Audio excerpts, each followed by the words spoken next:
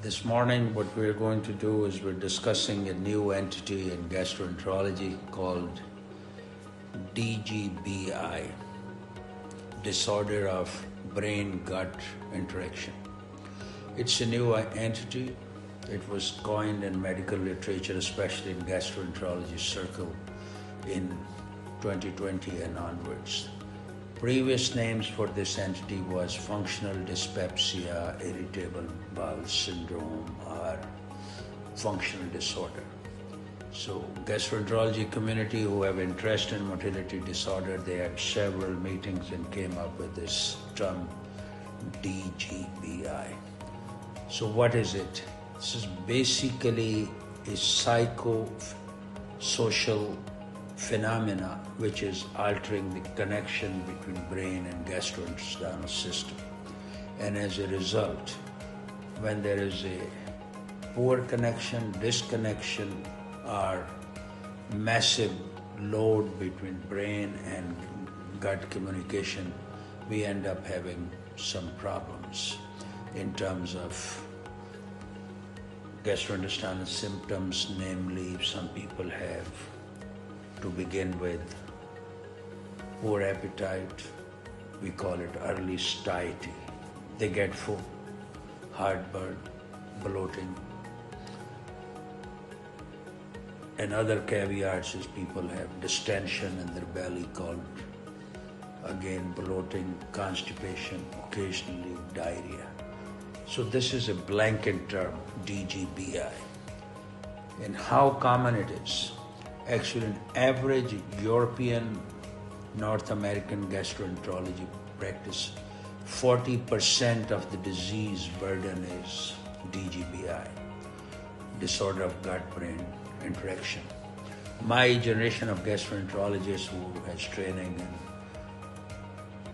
in late 80s to early 90s, we were not familiar with this term.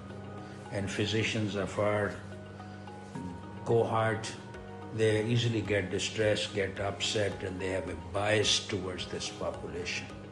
So we need to, understand ourselves.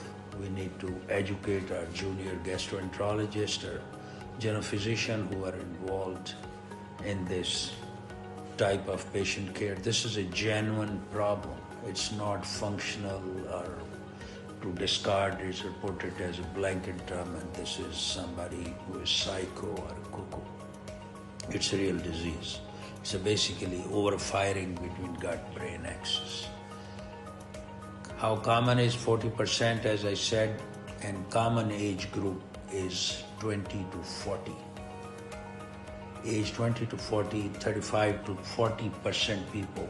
There are many studies in Europe and US have whole host of these problems. In age 60 to onward, if people have early satiety or bloating, constipation, diarrhea, this is alarming thing. It should not be considered disordered gut-brain interaction. It has to be organic. So the age group, the commonality, and the problems are basically neurotransmitters which altered our bowel movement, sensitivity, reception, perception of the bowel, and then immunology of the bowel is disturbed. So ladies and gentlemen, again I want to recapitulate.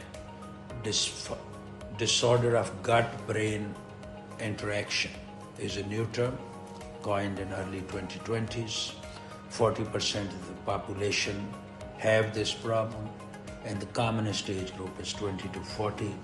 It's because of physiological, psychosocial issues culminating in whole host of GI problem. Thank you very much.